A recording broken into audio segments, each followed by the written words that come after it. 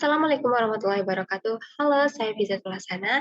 Di video kali ini saya akan mempresentasikan bisnis plan jasa desain grafis yang saya beri nama Gris Design.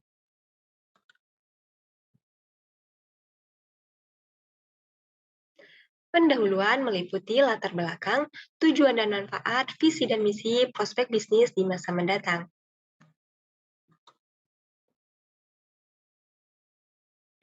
Usaha Gris Design dilatar belakangi oleh beberapa hal, yaitu pada saat ini peranan desain grafis sangat dibutuhkan dalam segala bidang usaha, dan desain grafis memiliki pasar yang jelas dan konsumen yang bervariasi, mulai dari perorangan, organisasi, perusahaan, sampai lembaga negara. Oleh karena itu, kami mendirikan usaha di bidang jasa pembuatan desain grafis dengan tagline desain berkualitas, harga bersahabat, servis cepat. Sebuah bisnis berbasis teknologi yang menerapkan sebuah imajinasi dan karya manusia dalam sebuah media visual. Kami menciptakan sebuah produk yang dapat dinikmati oleh seluruh lapisan masyarakat dengan karya-karya kami. Dengan perkembangan dunia teknologi seperti sekarang ini, khususnya di dunia desain grafis mempunyai peluang yang sangat besar untuk memajukan bisnis dalam bidang ini. Tujuan dan manfaat Gris Design. Tujuan didirikannya usaha ini adalah untuk menyediakan jasa pembuatan desain, menyediakan jasa desain grafis dengan harga terjangkau, serta menyediakan banyak model desain grafis yang unik dan berkualitas yang dapat bersaing dengan produk desain grafis lainnya. Dengan adanya usaha desain grafis ini, sangat berguna dalam menunjang kegiatan perusahaan, terutama dalam hal marketing. Manfaat desain grafis dalam bidang bisnis dapat dimulai dari logo perusahaan, banner, brosur, spanduk, dan lain sebagainya.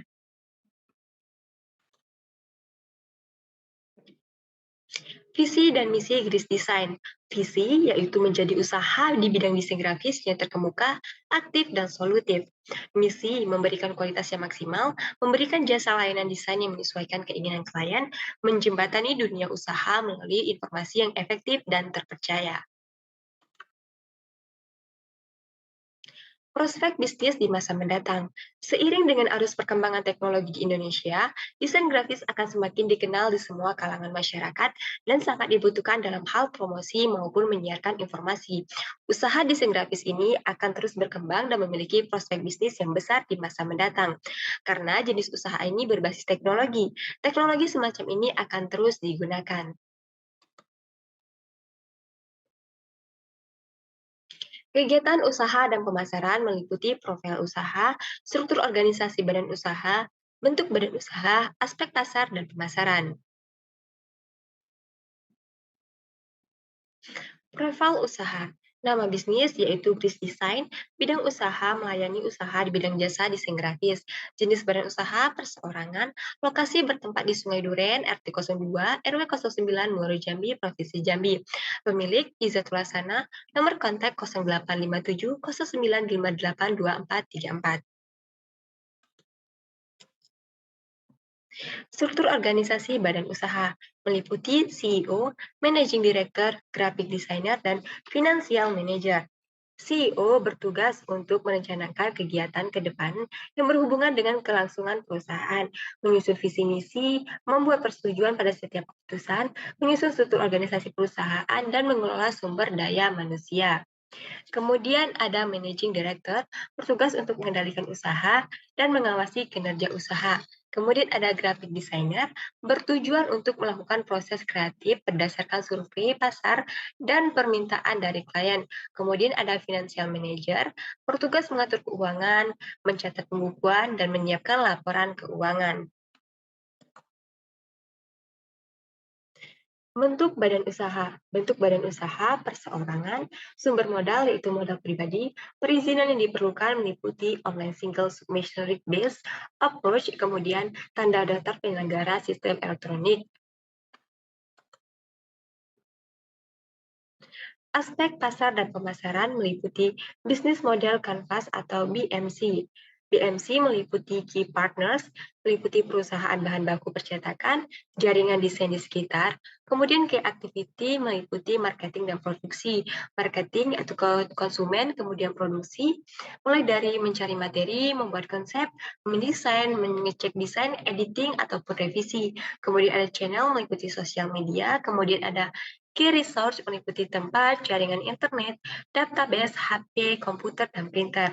Kemudian ada customer relationship meliputi Instagram, WhatsApp, Telegram, Facebook, dan Twitter. Customer segment meliputi perorangan, organisasi, perusahaan, dan lembaga negara. Kemudian ada cost struktur meliputi inventaris alat dan perlengkapan, biaya produksi, dan biaya promosi. Kemudian ada revenue streams meliputi server desain grafis berupa Canva, Photoshop, Medic BP, dan Picasa Pro. Kemudian ada jaringan internet yang bagus, spesifikasi laptop atau HP yang memadai. Analisis SWOT terdiri dari strength, weakness, opportunity, dan threat. Strength, harga relatif terjangkau dibandingkan jasa desain grafis yang lain. Kreatif, selalu mengikuti perkembangan zaman. Layanan profesional, dengan skill desain yang memiliki kemungkinan untuk membuat promosi usaha desain grafis yang menarik. Weakness, orang tidak selalu membutuhkannya setiap hari. Pelanggan tidak tetap, memungkinkan miskomunikasi dan revisi desain apabila pelanggan tidak menyebutkan keinginan secara detail. Opportunity-nya, pasarnya luas, tidak membutuhkan banyak modal, mengandalkan ide dan skill, tidak semua orang bisa membuat desain yang bagus dan menarik, bisa melayani pesanan setiap hari.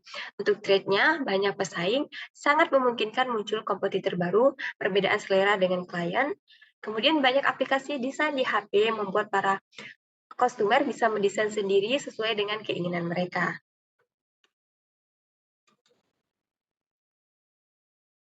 Baur pemasaran meliputi produk, price, promotion, and place. Produk dan place. Kris Desain melayani jenis desain berupa logo, banner, kartu ucapan, kartu undangan, ID card, feed Instagram, dan pamflet. Untuk logo, harga dimulai dari 40.000, banner 20.000, kartu ucapan dimulai dari harga 10.000, kartu undangan 30.000, ID card 25.000, feed Instagram 35.000, kemudian untuk pamflet dimulai dari harga 25.000.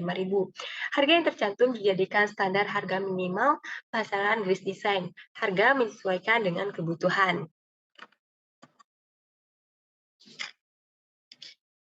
Promotion meliputi offline, online, dan media alternatif. Offline melalui poster, brosur, kartu nama, maupun banner iklan di pinggir jalan, maupun di tempat-tempat yang ramai. Kemudian online melalui website, media sosial berupa Instagram, WhatsApp, Facebook, Telegram, dan Twitter. Media alternatif memanfaatkan hal yang tidak biasa, misalnya menjadi sponsorship dalam aksi sosial sebagai upaya meningkatkan reputasi usaha. Untuk plates, alamat usaha berada di Sungai Duren, RT 02 RW 09 Muara Jambi, Provinsi Jambi. Analisis STP, segmentation, targeting, dan positioning. Yang pertama adalah segmentation meliputi geografis, demografis, dan psikografis.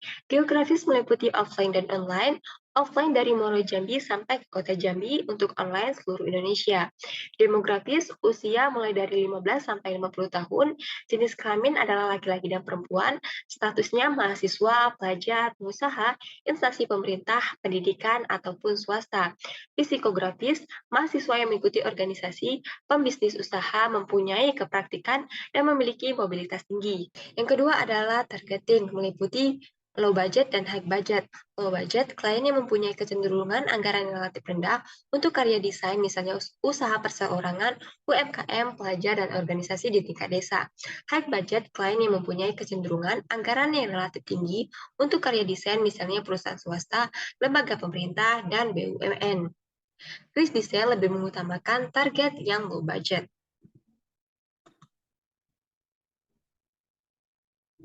Yang ketiga adalah positioning. Sebuah usaha desain grafis dapat berfokus pada satu atau beberapa layanan produk jasa desain grafis. Selain itu, dapat juga dilakukan dengan pemberian pelayanan yang lebih cepat dibanding usaha serupa, atau bisa juga dengan penawaran tarif jasa yang lebih terjangkau dari pesaing. Keuangan dan operasi meliputi aspek keuangan, aspek teknis, dan operasi. Aspek keuangan meliputi sumber dana, kebutuhan dana, perkiraan keuntungan dan kerugian. Sumber dana yaitu modal sendiri, Kebutuhan dana meliputi pembelian inventaris sebesar 8 juta rupiah, kemudian biaya variabel kos per bulan sebesar 500 ribu rupiah, kemudian perkiraan keuntungan dan kerugian. Target omset per bulan yaitu 5 juta rupiah, kemudian net profit dalam satu bulan, pendapatan kotornya adalah 5 juta rupiah, kemudian pengeluaran per bulan yaitu 500 ribu rupiah, pendapatan bersih 5 juta dikurang 500 ribu rupiah, pendapatan bersihnya adalah 4.500.000 rupiah.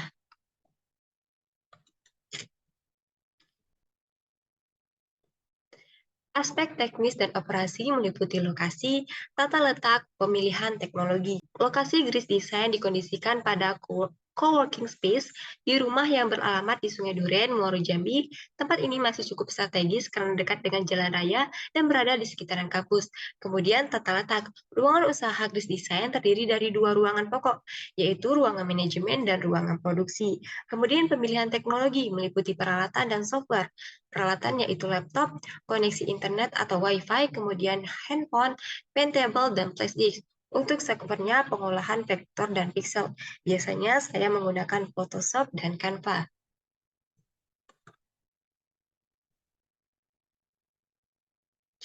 Manajemen dan risiko. Yang pertama meliputi aspek manajemen risiko, kemudian analisis dampak lingkungan kehidupan.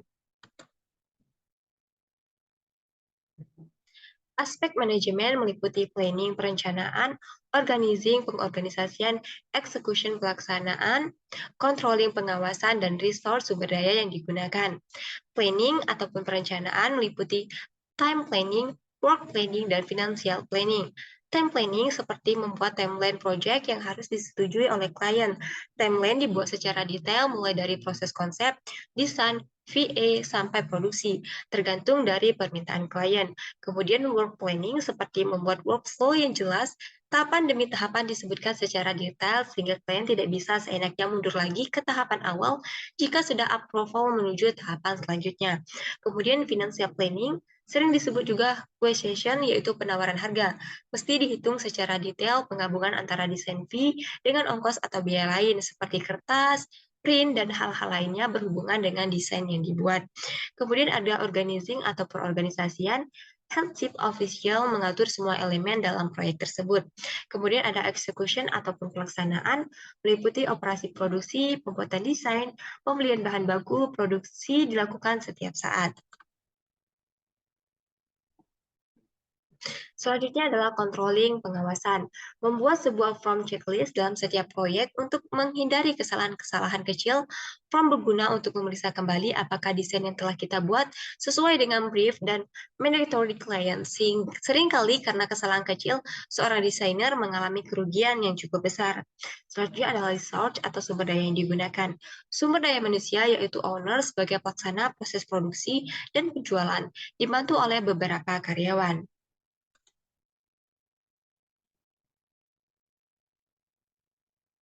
Risiko real yaitu yang terlihat, bisa dihitung, bisa diantisipasi, dan dapat dihindari.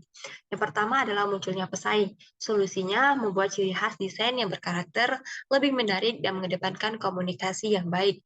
Kemudian adalah kondisi pasar tidak stabil. Solusinya terus melanjutkan promosi, bisa ditambah dengan promosi alternatif, misalnya menjadi relawan desain, grafis guna menaikkan nama jasa desain grafis, Kris Design. Selanjutnya terjadi miskomunikasi sehingga desain yang dihasilkan tidak sesuai. Solusinya yaitu komunikasi dengan klien secara mendalam, selalu menunjukkan progres desain sebelum melanjutkan ke tahapan desain selanjutnya. Kurangnya waktu untuk produksi apabila mendapat banyak proyek dalam satu waktu dan deadline yang bersamaan. Solusinya yaitu dengan membatasi pesanan sesuai dengan kemampuan yang dimiliki. Selanjutnya adalah risiko pada kesehatan, sakit punggung, emah, masuk angin, insomnia, sakit kepala. Solusinya tetap menjaga kesehatan dan berolahraga, makan dan teratur, dan istirahat yang cukup.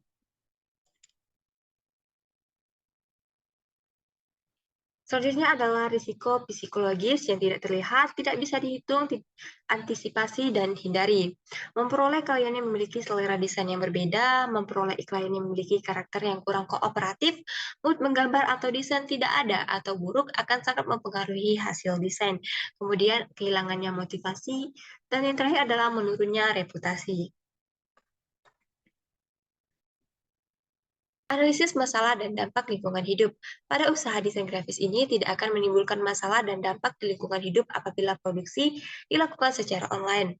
Hasil produk juga desain berbentuk elektronik dan tidak memiliki limbah.